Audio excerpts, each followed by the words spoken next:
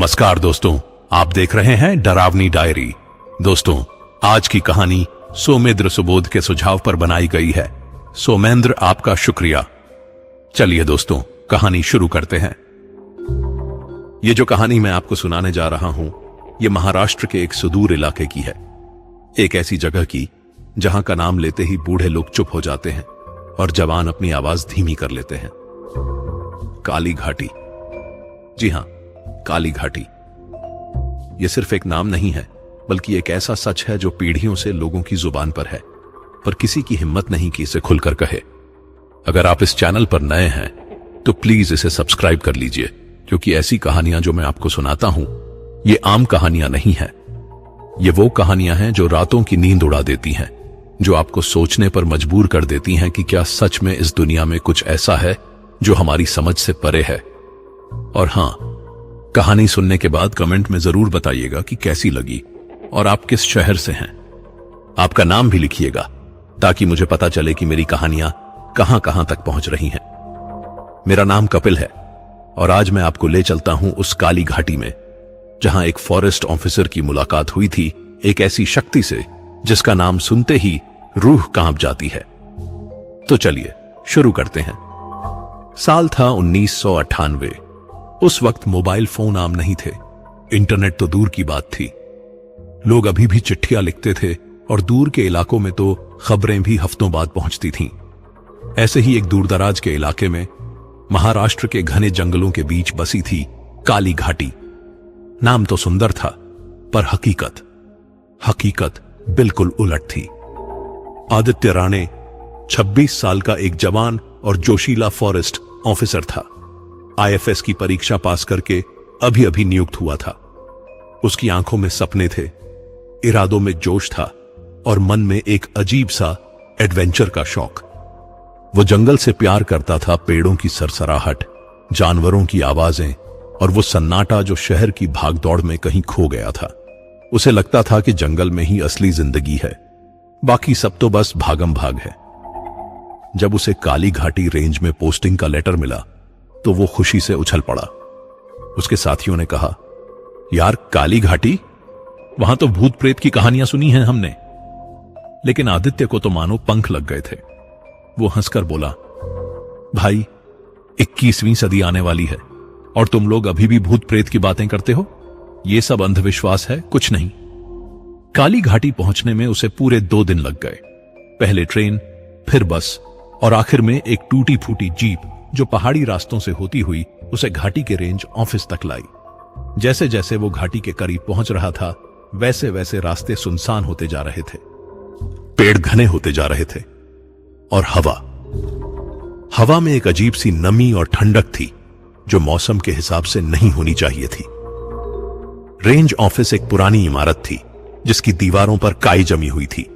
सामने एक बोर्ड लगा था, काली घाटी वन प्रभाग।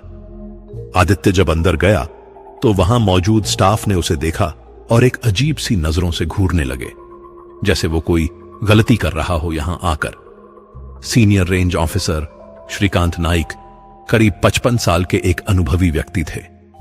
उनके चेहरे पर झुर्रियां थीं, पर आंखों में एक गहराई थी, जैसे उन्होंने बहुत कुछ देखा हो जिंदगी में।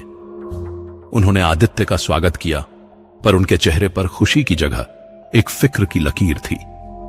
आदित्य बेटा, स्वागत है तुम्हारा, श्रीकांत साहब ने कहा।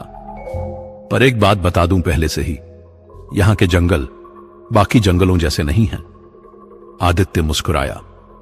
सर, मैं समझ गया, यहां शायद तस्कर ज्यादा होंगे या फिर जंगली जानवरों का खतरा ज्यादा है। श्रीकांत साहब ने गहरी सांस ली। नहीं बेटा, मैं उन चीजों की बात नहीं कर रहा। यहां कुछ ऐसा है जो दिखता नहीं पर महसूस होता है, खासकर रात में। आप भी सर, भूत प्रेत की बातें? आदित्य ने हल्के में लेते हुए कहा। श्रीकांत साहब का चेहरा गंभीर हो गया। देखो बेटा, मैं यहां पिछले 25 साल से हूं। मैंने बहुत कुछ देखा है। तुमसे बस इतना कहूंगा, रात में पेट्रोलिंग मत करना, सुबह होने का इंतजार करना, और हां, अगर कभी जंगल में कुछ अजीब लगे तो वापस लौट आना, जिद मत करना। आदित्य को यह सब बातें बड़ी अजीब लगी। एक सरकारी ऑफिसर, वो भी इतने सालों का अनुभवी, ऐसी बातें कर रहा था। पर उसने सोचा कि शायद ये लोग यहां के अकेलेपन और सुनसान माहौल की वजह से ऐसा महसूस करते होंगे। उसे एक छोटा सा क्वार्टर दिया गया जो रेंज ऑफिस से थोड़ी दूर एक टीले पर था। क्वार्टर पुराना था पर साफ सुथरा था। उसने अपना सामान रखा और खिड़की से बाहर देखा। सामने घना जंगल फैला हुआ था जहां तक नजर जाती थी। पेड़ इतने घने थे कि सूरज की रोशनी भी मुश्किल से जमीन तक पहुंचती होगी। और दूर, बहुत दूर, पहाड़ों के बीच एक अंधेरी सी घाटी नजर आ रही थी, जैसे वहां कोई काला बादल स्थायी रूप से छाया हुआ हो। वो है काली घाटी, पीछे से एक आवाज आई। आदित्य ने मुड़कर देखा। एक बूढ़ा चौकीदार खड़ा था। उसका नाम रामू काका था। वो जो दिख रही है ना बेटा, वो घाटी, रामू काका ने कहा। वहां रात को मत जाना, वहां वो रहता है। कौन रहता है? आदित्य ने पूछा। रामू काका ने चारों तरफ देखा जैसे कोई सुन न ले, फिर धीमी आवाज में बोला, ब्राह्म राक्षस। आदित्य हंस पड़ा। काका, आप भी? ब्राह्म राक्षस? ये तो बचपन की कहानियों में होता है। रामू काका की आंखें गंभीर हो गईं। बेटा, जब तक खुद नहीं देखोगे तब तक नहीं मानोगे, पर जब देख लोगे तो शायद देर हो जाए। यह कहकर वो चला गया और आदित्य वहीं खड़ा रह गया, उस काली घाटी को देखते हुए। शाम ढलने लगी थी। जंगल में अंधेरा जल्दी उतरता है और काली घाटी में तो और भी जल्दी। आदित्य ने सोचा कि वो रात में ही एक चक्कर लगा आए। आखिर वो फॉरेस्ट ऑफिसर जो था, उसे तो जंगल को जानना ही पड़ेगा ना। श्रीकांत साहब ने मना किया। आदित्य, पहली रात को आराम करो, कल सुबह मैं तुम्हें पूरा इलाका घुमा दूंगा। पर आदित्य का मन नहीं माना। उसे लगा कि अगर पहली रात को ही डर गया तो फिर आगे कैसे काम करेगा। उसने तय किया कि वो जाएगा, और वो भी अकेला। रात के 10 बजे उसने एक पुरानी जीप ली, टॉर्च और एक छोटी सी डायरी जिसमें वो अपने अनुभव लिखता था। उसने इंजन स्टार्ट किया और धीरे धीरे जंगल की तरफ बढ़ने लगा। पीछे से रामू काका चिल्लाया, बेटा मत जाओ। पर आदित्य की जीप अंधेरे में गुम हो चुकी थी। जंगल का रास्ता संकरा था। दोनों तरफ ऊंचे ऊंचे पेड़ थे जिनकी शाखाएं ऊपर से आपस में मिलकर एक छत बना रही थीं। चांद की रोशनी भी मुश्किल से अंदर आ पा रही थी। जीप की हेडलाइट्स ही एकमात्र रोशनी थी। आदित्य ने देखा कि जंगल में सच में अजीब सा सन्नाटा था। कोई चिड़िया नहीं चहक रही थी, कोई जानवर की आवाज नहीं आ रही थी, बस उसकी जीप के इंजन की आवाज, और कुछ नहीं।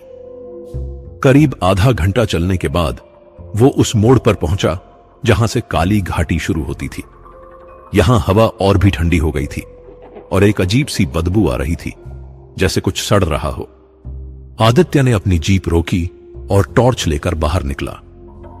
जैसे ही उसने टॉर्च की रोशनी जंगल में डाली, उसे लगा जैसे कुछ हिला, पर ध्यान से देखा तो कुछ नहीं था, सिर्फ पेड़, झाड़ियां और अंधेरा। शायद हवा होगी, उसने खुद से कहा।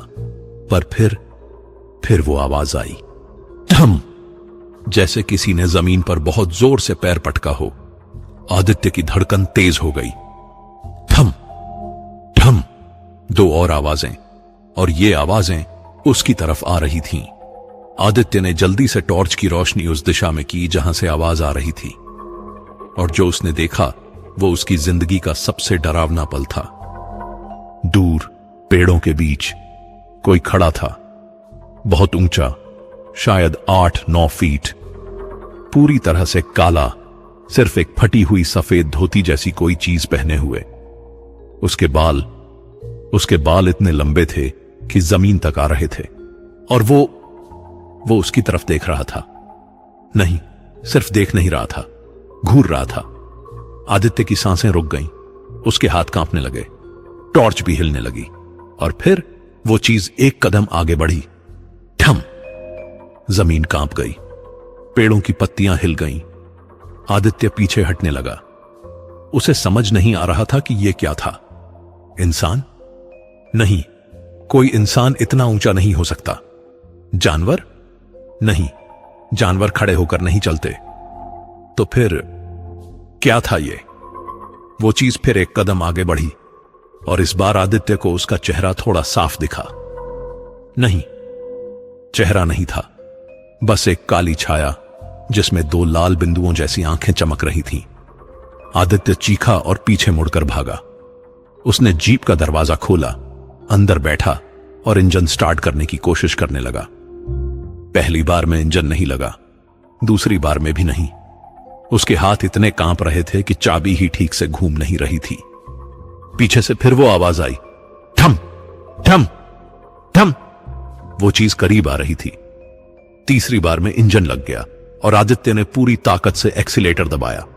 जीप तेजी से पीछे की तरफ मुड़ी, टायर फिसले, पर किसी तरह काबू में आई और वो वहां से भागा। वो इतनी तेजी से गाड़ी चला रहा था कि उसे रास्ते की परवाह भी नहीं थी। बस एक ही चीज उसके दिमाग में थी, यहां से दूर निकलना है। जब वो रेंज ऑफिस पहुंचा तो उसका पूरा शरीर पसीने से तर था। हाथ अभी भी कांप रहे थे। श्रीकांत साहब और रामू काका दरवाजे पर खड़े थे। क्या हुआ बेटा? श्रीकांत साहब ने पूछा। आदित्य ने कुछ नहीं कहा। वो बस अपने क्वार्टर में चला गया, दरवाजा बंद किया और बिस्तर पर बैठ गया। उस रात उसे नींद नहीं आई। बार बार वो चीज उसकी आंखों के सामने आ रही थी। वो ऊंची काली आकृति, वो लंबे बाल और वो लाल आंखें। सुबह की रोशनी आदित्य के क्वार्टर में आई, पर उसके मन का अंधेरा अभी भी बरकरार था। रात में जो कुछ उसने देखा था वो उसके दिमाग में बार बार घूम रहा था। वो सोच रहा था कि क्या सच में वो कुछ था या फिर उसका वहम था, पर नहीं, वो इतना साफ दिखा था, इतना असली लगा था। उसने तैयार होकर नाश्ता किया, पर हर निवाले के साथ उसके दिमाग में सवाल उठ रहे थे। आखिरकार उसने तय किया कि उसे किसी ऐसे इंसान से बात करनी चाहिए जो यहां लंबे समय से रह रहा हो। रामू काका? नहीं, वो तो सीधे सीधे मना कर देंगे कुछ बताने से। श्रीकांत साहब? वो भी शायद टाल मटोल करेंगे। फिर उसे याद आया कि रेंज ऑफिस के पास ही एक छोटा सा गांव है, धवल गांव। वहां के लोग पीढ़ियों से यहीं रहते हैं, शायद वहां से कुछ पता चले। आदित्य दोपहर के वक्त धवल गांव पहुंचा।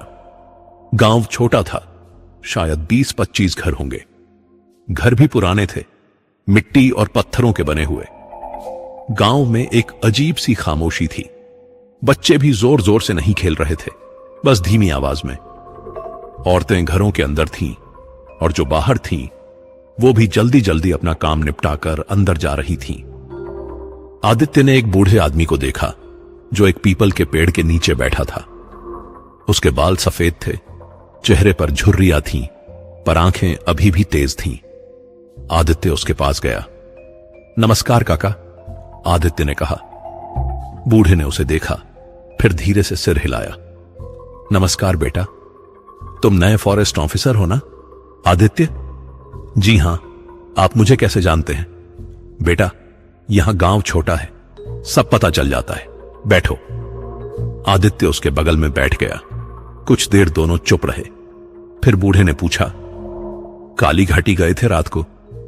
आदित्य चौंक गया। आपको कैसे पता? तुम्हारे चेहरे पर लिखा है बेटा, वो डर, वो घबराहट मैंने पहले भी देखी है। और फिर रामू काका ने बताया कि तुम रात को गए थे। आदित्य ने गहरी सांस ली। काका, मैंने वहां कुछ देखा, कुछ ऐसा जो मैं समझ नहीं पाया। बूढ़े ने उसकी तरफ देखा। उसकी आंखों में एक गहरी उदासी थी। क्या देखा बेटा? एक बहुत ऊंची आकृति, काली, लंबे बालों वाली, लाल आंखों वाली, वो मेरी तरफ आ रही थी। बूढ़ा धीरे से बोला, ब्राह्म राक्षस। आदित्य को फिर वही नाम सुनाई दिया जो रामू काका ने कहा था। यह ब्राह्म राक्षस क्या है काका? प्लीज मुझे बताइए। बूढ़े ने चारों तरफ देखा जैसे कोई सुन न ले, फिर धीमी आवाज में बोलना शुरू किया। बेटा, यह कहानी बहुत पुरानी है। मेरे दादाजी ने मुझे बताई थी और उन्हें उनके दादाजी ने, तो यह करीब 150-200 साल पुरानी बात होगी। उस जमाने में काली घाटी में एक पंडित रहता था। उसका नाम था विष्णु शास्त्री। वो बहुत विद्वान था, वेदों का ज्ञाता था, संस्कृत में माहिर था, पर विद्या के साथ साथ उसमें अहंकार भी बहुत था। उसे लगता था कि उससे बड़ा विद्वान इस दुनिया में कोई नहीं। एक दिन एक सन्यासी काली घाटी से गुजर रहा था। वो एक सिद्ध योगी था जिसने तप करके कई शक्तियां प्राप्त की थीं। उसने गांव के बाहर एक पीपल के पेड़ के नीचे डेरा डाला और यज्ञ शुरू किया। गांव के लोग उसके पास आने लगे, उसका आशीर्वाद लेने लगे। विष्णु शास्त्री को यह देखकर जलन होने लगी। उसे लगा कि अब लोग उसे भूल जाएंगे और इस सन्यासी की पूजा करने लगेंगे। उसका अहंकार उसे खाने लगा। उसने सोचा कि किसी तरह इस सन्यासी को यहां से भगाना होगा। एक रात जब सन्यासी यज्ञ कर रहा था, विष्णु शास्त्री वहां पहुंचा। उसके मन में एक घिनौनी योजना थी। उसने सन्यासी से कहा कि वो भी यज्ञ में शामिल होना चाहता है। सन्यासी को कोई शक नहीं हुआ। उसने विष्णु शास्त्री को स्वागत किया। पर जैसे ही यज्ञ का सबसे महत्वपूर्ण पल आया, जब सन्यासी ध्यान में था, विष्णु शास्त्री ने उसके पीछे से एक भारी पत्थर उठाया और उसके सिर पर दे मारा। सन्यासी वहीं गिर पड़ा। खून बहने लगा। उसकी सांसें धीमी होने लगी। पर मरने से पहले उसने अपनी आंखें खोली और विष्णु शास्त्री को देखा। उसके होठों पर एक कड़वी मुस्कान आई। विष्णु शास्त्री, उसने कहा, अपनी आखिरी सांसों में तुमने अपने ज्ञान का, अपनी विद्या का इतना बुरा इस्तेमाल किया। तुमने एक निर्दोष साधु की हत्या की, सिर्फ अपने अहंकार के लिए। तो सुनो अब मेरा श्राप। विष्णु शास्त्री डर गया। उसे पता था कि एक सिद्ध योगी का श्राप बहुत शक्तिशाली होता है। सन्यासी बोला, तुम्हारी ये विद्या, ये ज्ञान जिस पर तुम्हें इतना घमंड है, ये तुम्हें ही खा जाएगा। तुम मरोगे तो जरूर, पर मुक्ति नहीं मिलेगी। तुम्हारी आत्मा इसी जंगल में भटकेगी। तुम न इंसान रहोगे न भूत। तुम बनोगे ब्राह्म राक्षस। न तुम्हें जीवन मिलेगा न मृत्यु, बस एक अधूरा अस्तित्व जो हमेशा तड़पता रहेगा। और जो भी तुम्हारी तरह अहंकारी होगा, जो भी इस जंगल में रात को आएगा, तुम उसे भी अपने साथ बांध लोगे।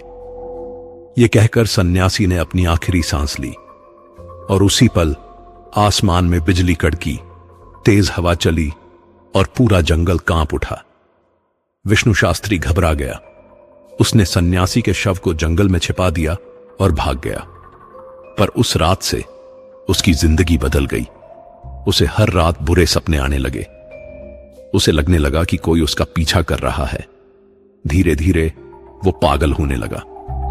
6 महीने बाद एक सुबह गांव वालों ने देखा कि विष्णु शास्त्री का घर खुला हुआ है।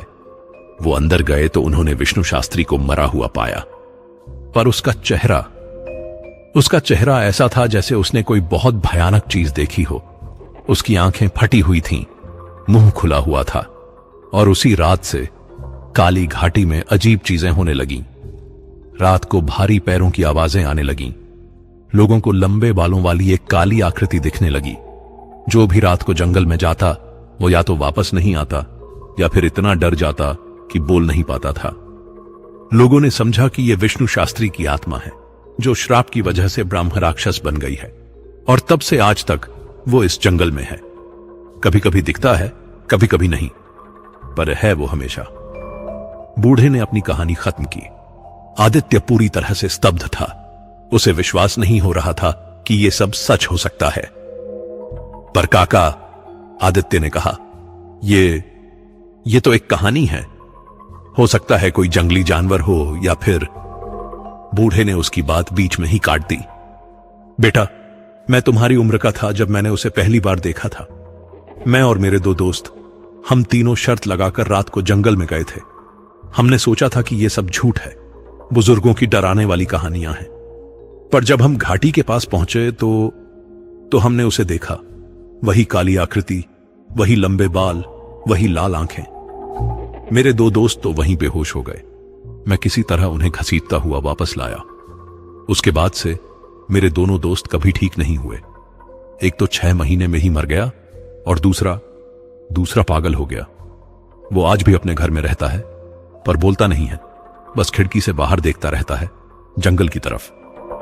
आदित्य को अब डर सच में लगने लगा था। ये सिर्फ कहानियां नहीं थी, लोगों ने सच में कुछ देखा था। तो क्या कोई रास्ता नहीं है इससे छुटकारा पाने का? आदित्य ने पूछा। बूढ़े ने सिर हिलाया। कहते हैं कि ब्राह्म राक्षस को मुक्ति तभी मिल सकती है जब कोई उसके श्राप को तोड़े, पर वो कैसे होगा यह किसी को नहीं पता। कई तांत्रिकों ने कोशिश की, पर सब असफल रहे। कुछ तो वापस ही नहीं आए। आदित्य उठ खड़ा हुआ। उसका दिमाग घूम रहा था। एक तरफ उसकी तर्कशील सोच थी जो कहती थी कि यह सब अंधविश्वास है, पर दूसरी तरफ उसने खुद अपनी आंखों से कुछ देखा था और ये गांव वाले, इनकी आंखों में जो डर था वो झूठा नहीं लग रहा था। शुक्रिया काका, मुझे सच बताने के लिए, आदित्य ने कहा। बेटा, बस एक बात याद रखना, बूढ़े ने कहा। रात को जंगल में मत जाना, खासकर काली घाटी में। अगर जाना भी पड़े तो अकेले मत जाना। और सबसे जरूरी बात, अगर वो दिख जाए तो उससे बात मत करना। वो तुम्हारे मन को पढ़ सकता है, तुम्हारी कमजोरियों को जान सकता है, और फिर तुम उसके जाल में फंस जाओगे। आदित्य वापस अपने क्वार्टर आ गया। पूरा दिन उसने सोचने में बिताया। शाम होते होते उसने एक फैसला कर लिया। वो दोबारा उस जंगल में जाएगा, पर इस बार वो तैयार रहेगा। वो जानना चाहता था कि सच में ये क्या है। रात के 11 बजे उसने फिर से वही जीप ली। इस बार उसने एक बंदूक भी साथ रखी और एक छोटी सी धार्मिक किताब जो रामू काका ने उसे दी थी। उसने कहा था, बेटा, अगर जाना ही है तो ये साथ रख लेना, शायद काम आए। आदित्य फिर से उसी रास्ते पर चल पड़ा। इस बार का सफर और भी डरावना लग रहा था, क्योंकि वो जानता था कि वहां क्या है। हर पेड़ के पीछे, हर झाड़ी में उसे लग रहा था कि वो छिपा हुआ है, उसे देख रहा है। और ये बात थी भी। आदित्य को नहीं पता था, पर जंगल की गहराइयों में उन अंधेरे पेड़ों के बीच 2 लाल आंखें उसे देख रही थीं, और एक आवाज बहुत धीमी, बहुत गहरी फुसफुसा रही थी, फिर आ गया मानव, फिर आ गया। दोस्तों, अब तक आप समझ गए होंगे कि काली घाटी कोई साधारण जगह नहीं है, और आदित्य भी कोई साधारण इंसान नहीं था। आम लोग तो एक बार देखकर ही वापस नहीं जाते उस तरफ, पर आदित्य में कुछ अलग था। शायद जिज्ञासा, शायद जिद, या फिर शायद एक अजीब सा खिंचाव। कुछ चीजें होती हैं ना जो आपको बुलाती हैं, हालांकि आप जानते हैं कि वहां खतरा है, बिल्कुल वैसे ही जैसे पतंगा आग की तरफ खिंचा चला जाता है। तो आदित्य फिर से जा रहा था उस जंगल में। इस बार उसके हाथ में बंदूक थी, जेब में एक छोटी सी पूजा की किताब, और दिल में एक अजीब सी बेचैनी।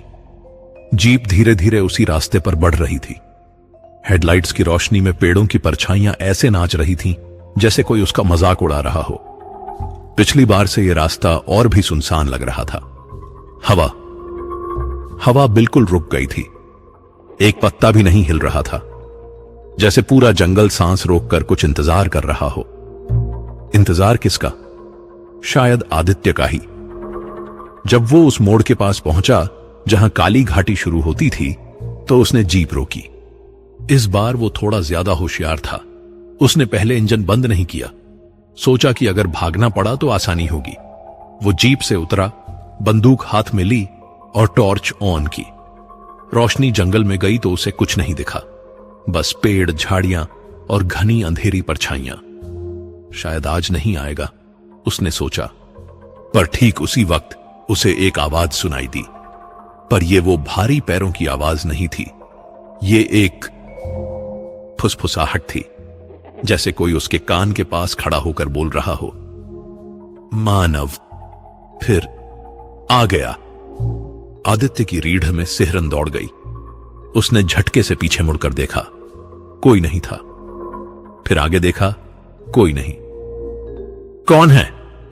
उसने चिल्लाकर पूछा। फुसफुसाहट फिर आई, इस बार और करीब से। डर? क्यों? नहीं, गया। आदित्य ने टॉर्च चारों तरफ घुमाई, कोई नहीं था। तो ये आवाज कहां से आ रही थी?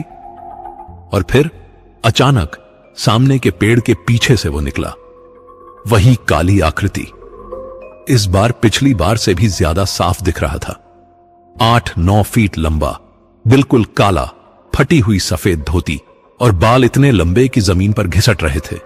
पर सबसे डरावनी चीज था उसका चेहरा। इस बार आदित्य ने पूरा चेहरा देखा। वो मानव जैसा तो था, पर बिल्कुल नहीं भी था। त्वचा जैसे पिघल रही हो, कहीं फटी हुई, कहीं से हड्डियां दिख रही थीं।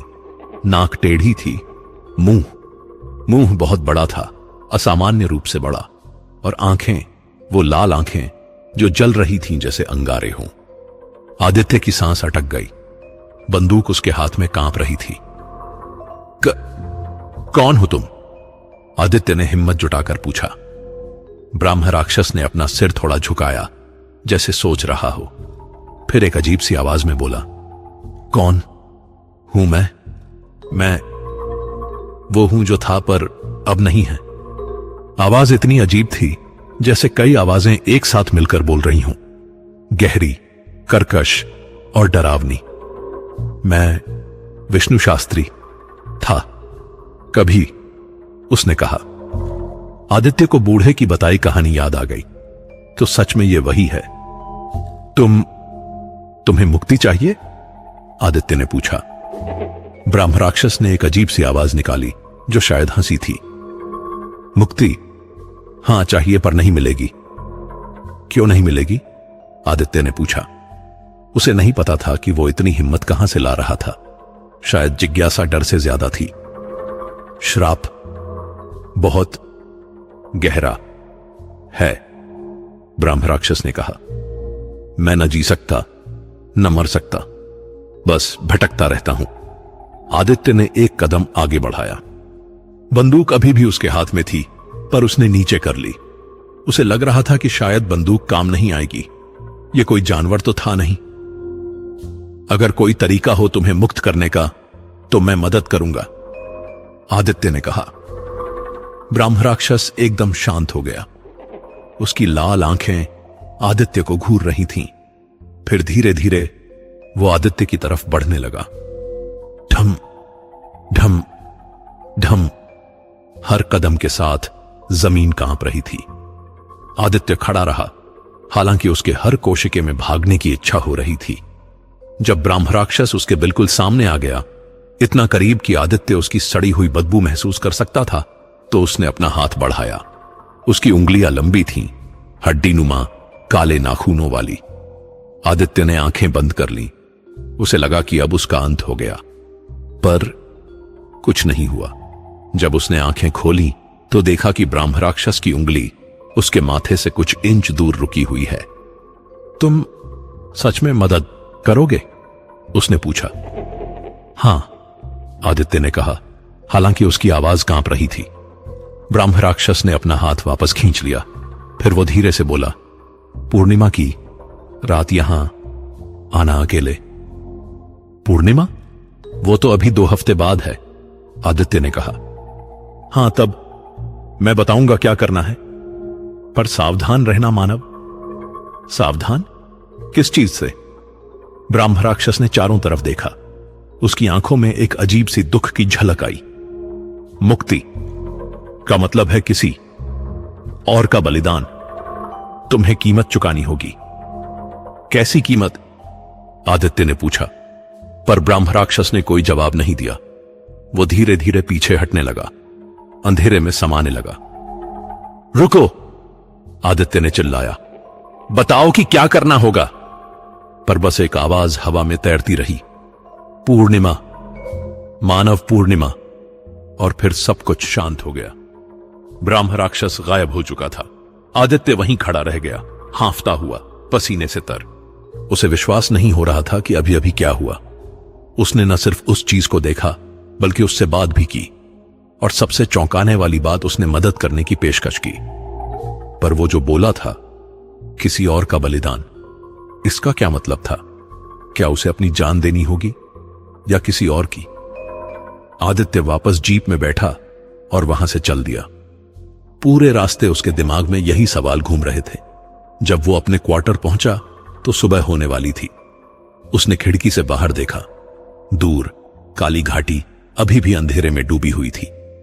अगले 2 हफ्ते आदित्य के लिए बहुत मुश्किल रहे। दिन में वो अपना काम करता, पर मन उसका वहीं अटका रहता।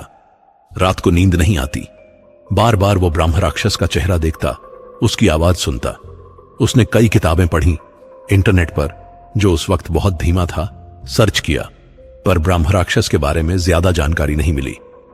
बस इतना पता चला कि ये एक ब्राह्मण की आत्मा होती है जो श्राप की वजह से न स्वर्ग जा सकती है न नरक, बस भटकती रहती है। और अब पूर्णिमा आने वाली थी। आदित्य जानता था कि उसे वहां जाना होगा, पर क्यों? क्या होगा? और सबसे बड़ा सवाल, क्या वो वापस आ पाएगा? दोस्तों, अब कहानी अपने सबसे खतरनाक मोड़ पर आने वाली है। पूर्णिमा की रात। ऐसी रातें जिनके बारे में पुराने लोग कहते हैं कि इस रात में अलौकिक शक्तियां सबसे ज्यादा सक्रिय होती हैं, चाहे वो अच्छी हो या बुरी। और काली घाटी में तो केवल एक ही शक्ति थी, और वो थी ब्राह्म राक्षस की। आदित्य ने पूरा दिन तैयारी में बिताया। उसे नहीं पता था कि क्या होने वाला है, पर वो जितना हो सके तैयार रहना चाहता था। उसने रामू काका से कुछ धार्मिक चीजें ली, एक रुद्राक्ष की माला, कुछ पवित्र राख और एक छोटा सा हनुमान चालीसा की किताब। श्रीकांत साहब ने जब यह सब देखा तो परेशान हो गए। आदित्य, तुम क्या करने वाले हो? सर, मुझे काली घाटी जाना है आज रात, आदित्य ने कहा। पागल हो गए हो क्या? पूर्णिमा की रात को? तुम्हें पता है कि इस रात को वहां क्या होता है? सर, मुझे जाना होगा। मैंने वादा किया है। किससे वादा? उस चीज से। श्रीकांत साहब की आवाज में डर था। आदित्य ने सिर हिलाया। श्रीकांत साहब ने गहरी सांस ली।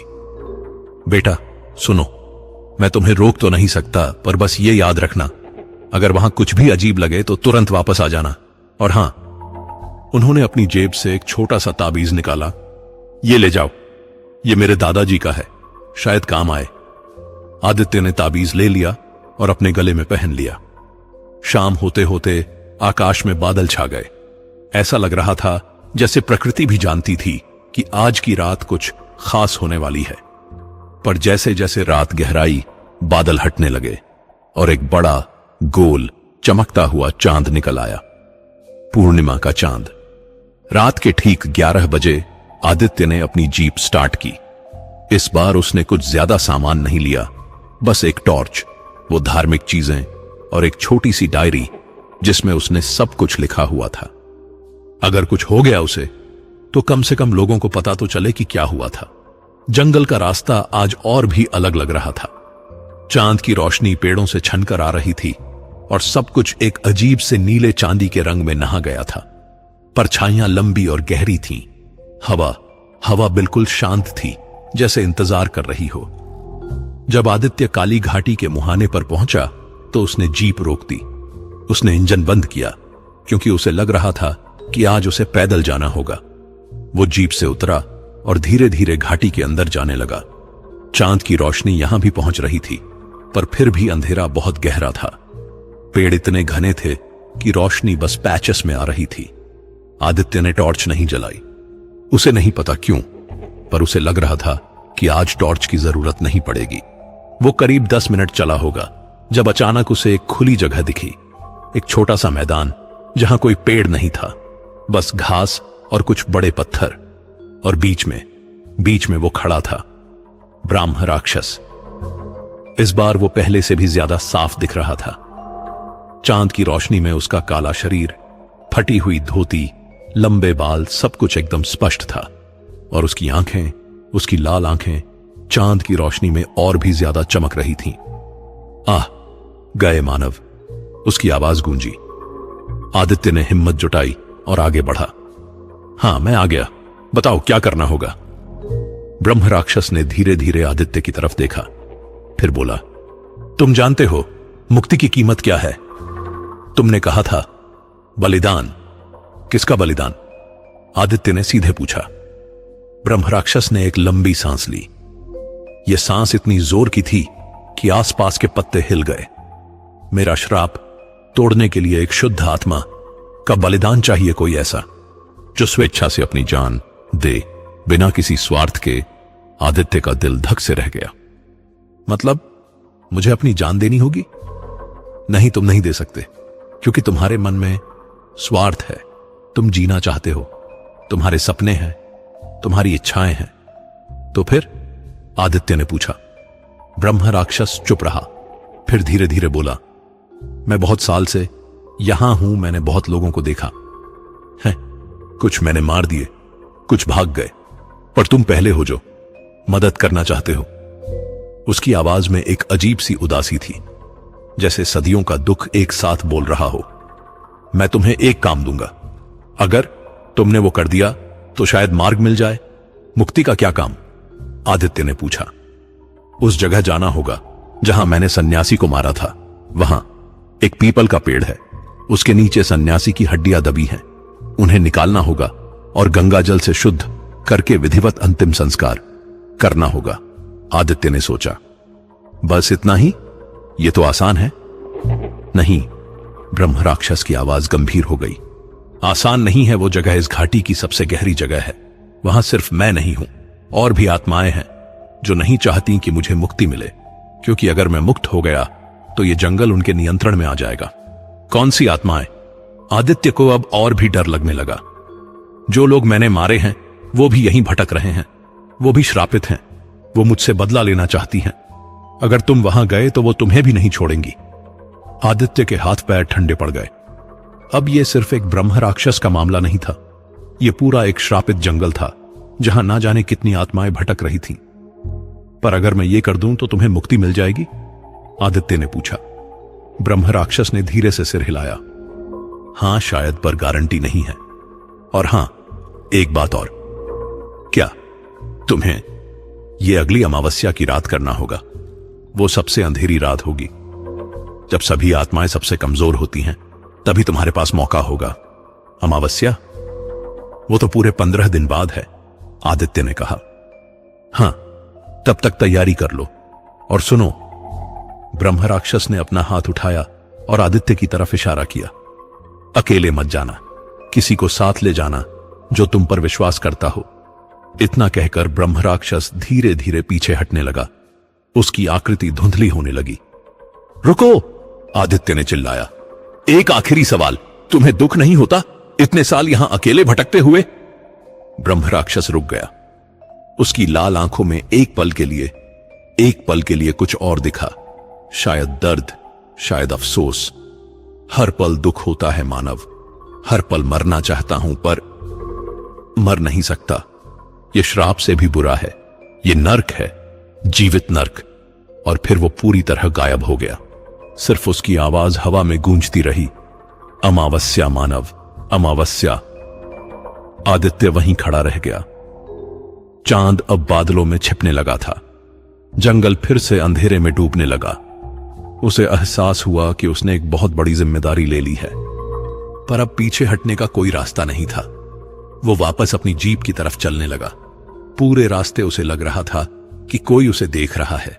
पेड़ों के पीछे से, झाड़ियों के बीच से, अंधेरे की गहराइयों से। कितनी आत्माएं होंगी यहां, और क्या सच में वो उन्हें रोक पाएगा? अगले 15 दिन आदित्य के लिए बेहद मुश्किल रहे। उसे पता था कि उसे क्या करना है, पर यह भी पता था कि यह आसान नहीं होगा। सबसे पहली समस्या थी किसे साथ ले जाए। ब्रह्म राक्षस ने कहा था कि अकेले मत जाना, पर किसे बताए वो ये सब? श्रीकांत साहब? नहीं, वो इतने उम्र दराज हैं और इतना डरते भी हैं उस जंगल से। रामू काका? वो तो सुनते ही बेहोश हो जाएंगे। तो फिर कौन? एक दिन आदित्य रेंज ऑफिस में बैठा था जब एक नया फॉरेस्ट गार्ड आया, विजय पाटिल। 28 साल का मजबूत कद काठी वाला, और सबसे अहम बात, उसे इन सब चीजों में विश्वास नहीं था। उसे लगता था कि भूत प्रेत सब बकवास है। आदित्य ने सोचा शायद विजय मदद कर सके। उसने उससे दोस्ती की, कुछ दिन साथ काम किया, और फिर एक दिन उसने विजय को सब कुछ बता दिया। तुम पागल हो गए हो क्या? विजय ने हंसते हुए कहा। ब्रह्म राक्षस, आत्माएं, ये सब सिनेमा की कहानियां हैं। विजय, मैं सीरियस हूं। मैंने खुद अपनी आंखों से देखा है, आदित्य ने कहा।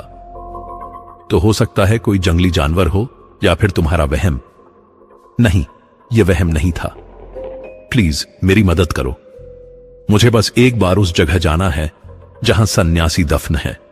विजय ने सोचा, फिर बोला, ठीक है, मैं चलूंगा तुम्हारे साथ, पर सिर्फ इसलिए कि मैं तुम्हें साबित करना चाहता हूं कि यह सब बकवास है। आदित्य को राहत मिली। कम से कम कोई तो साथ था अब दूसरी समस्या थी वो जगह खोजना जहां सन्यासी को दफनाया गया था। आदित्य ने गांव के बुजुर्गों से बात की, पुराने नक्शे देखे और आखिरकार पता चला कि काली घाटी की सबसे गहरी जगह में एक बहुत पुराना पीपल का पेड़ है। वहां कभी कोई नहीं जाता। अमावस्या आने में अब सिर्फ 2 दिन बचे थे। आदित्य और विजय ने अपना सामान तैयार किया, टॉर्च, रस्सी, कुदाल, हड्डियां खोदने के लिए, गंगाजल, धार्मिक किताबें और हां 2 बंदूकें भी। हालांकि आदित्य को नहीं लगता था कि वो काम आएगी। अमावस्या की सुबह आदित्य बहुत घबराया हुआ था। उसने अपनी डायरी में लिखा, आज रात मैं वहां जा रहा हूं, नहीं पता क्या होगा। अगर मैं वापस नहीं आया तो जो भी ये पढ़ रहा है वो जान ले कि काली घाटी सच में श्रापित है। और हां, अगर हो सके तो वो काम पूरा कर देना जो मैं शुरू कर रहा हूं। रात के 10 बजे आदित्य और विजय जीप में बैठे और काली घाटी की तरफ चल पड़े।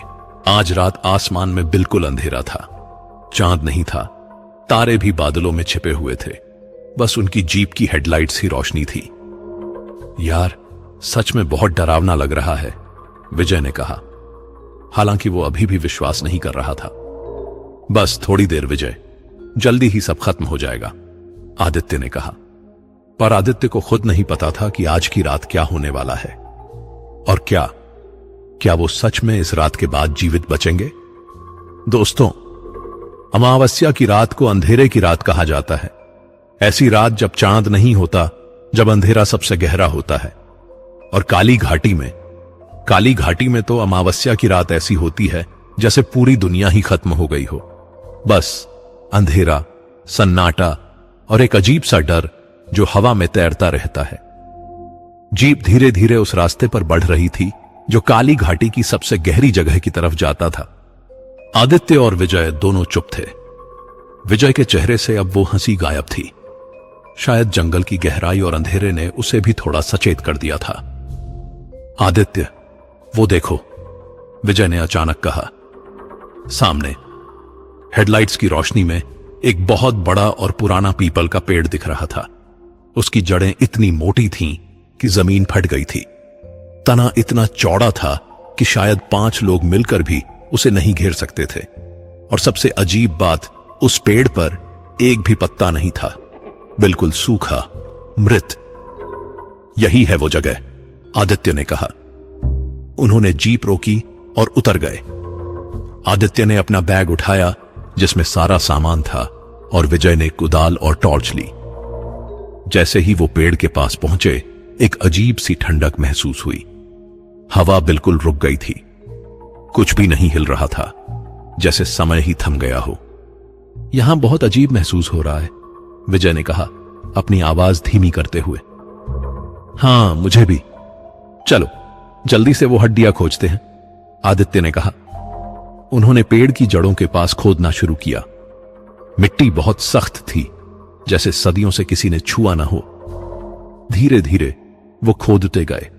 आधा घंटा, फिर 1 घंटा, और फिर विजय की कुदाल कुछ सख्त चीज से टकराई। आदित्य, कुछ है यहां।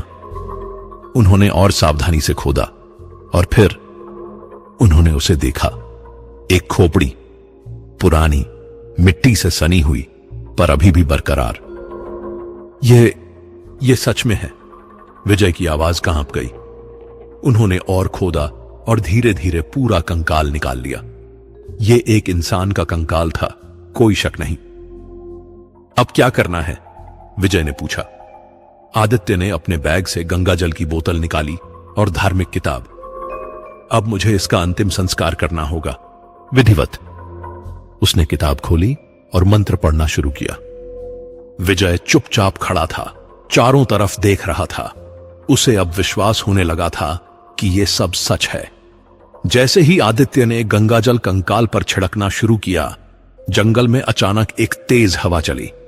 पेड़ों की शाखाएं हिलने लगीं, पत्तियां सरसराने लगीं और फिर आवाजें आने लगीं। पहले धीमी, फिर धीरे धीरे तेज होती गईं। चीखें, रोने की आवाजें, किसी के हंसने की आवाजें, सब एक साथ, सब अलग अलग दिशाओं से। तित्य,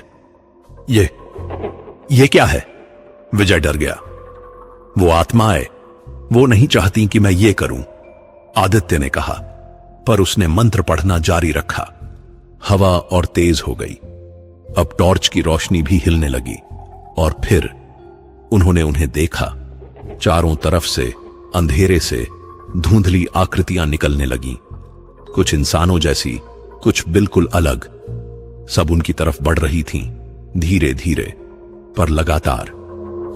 आदित्य, जल्दी करो, विजय चिल्लाया। आदित्य ने और तेजी से मंत्र पढ़ना शुरू किया। उसके हाथ कांप रहे थे, पर उसने हार नहीं मानी। और फिर सामने से, उन सब आकृतियों के बीच से वो आया, ब्रह्म राक्षस। इस बार वो पहले से भी ज्यादा बड़ा लग रहा था। उसकी आंखें पहले से भी ज्यादा लाल थीं। मानव, जल्दी करो, वो आ रहे हैं। उसकी आवाज में घबराहट थी। आदित्य ने आखिरी मंत्र पढ़ा और पूरी बोतल का गंगा जल कंकाल पर डाल दिया, और उसी पल एक तेज रोशनी फूटी, इतनी तेज कि आदित्य और विजय को आंखें बंद करनी पड़ी। वो आकृतियां चीखने लगी, पीछे हटने लगी। जब रोशनी कम हुई और उन्होंने आंखें खोली तो देखा कि वो कंकाल, वो गायब हो चुका था। बस वहां जमीन पर कुछ राख बची थी, और ब्रह्म राक्षस, वो भी बदल रहा था। उसकी काली आकृति धीरे धीरे सफेद होने लगी। उसका चेहरा, जो इतना भयानक था, अब शांत लग रहा था। तुमने कर दिया मानव। उसकी आवाज अब पहले जैसी भारी नहीं थी। मैं मुक्त हो रहा हूं, लेकिन तुमने कहा था कि बलिदान चाहिए, आदित्य ने पूछा। ब्रह्म राक्षस ने धीरे से मुस्कुराया, एक दुखी पर राहत भरी मुस्कान। बलिदान तो हो गया, तुमने अपनी जान की परवाह किए बिना यहां आए, यही तो था असली बलिदान, निस्वार्थ साहस। उसकी आकृति अब और भी पारदर्शी होने लगी। उसके चारों तरफ एक सुनहरी रोशनी घूमने लगी। शुक्रिया मानव, सदियों बाद मुझे शांति मिल रही है। मेरा श्राप टूट गया। लेकिन बाकी आत्माएं, आदित्य ने पूछा। वो भी मुक्त हो जाएगी। अब इस जंगल पर कोई श्राप नहीं रहेगा। काली घाटी अब शांत हो जाएगी। और फिर आखिरी बार उसने आदित्य को देखा। उसकी लाल आंखें अब सामान्य आंखों जैसी दिख रही थीं, मानवीय। उनमें आंसू थे। माफ कर दो मुझे, मैंने बहुत गलतियां की, बहुत लोगों को दुख दिया। तुम्हें पहले ही माफी मिल चुकी है, आदित्य ने कहा। ब्रह्म राक्षस ने आखिरी बार मुस्कुराया, और फिर वो पूरी तरह गायब हो गया। उसकी जगह सिर्फ एक हल्की सी रोशनी बची, जो धीरे धीरे आसमान की तरफ उठी और गायब हो गई। जंगल में अचानक शांति छा गई। वो चीखें, वो रोने की आवाजें सब खत्म हो गईं। हवा सामान्य हो गई, और सबसे अजीब बात, वो मृत पीपल का पेड़, उस पर नई कोपलें फूटने लगीं। आदित्य और विजय वहीं खड़े रह गए, अवाक। कुछ देर तक कोई बोला नहीं। फिर विजय ने कहा, ये सच में हो गया? हां, आदित्य ने कहा, अपने आंसू पोंछते हुए। ये हो गया।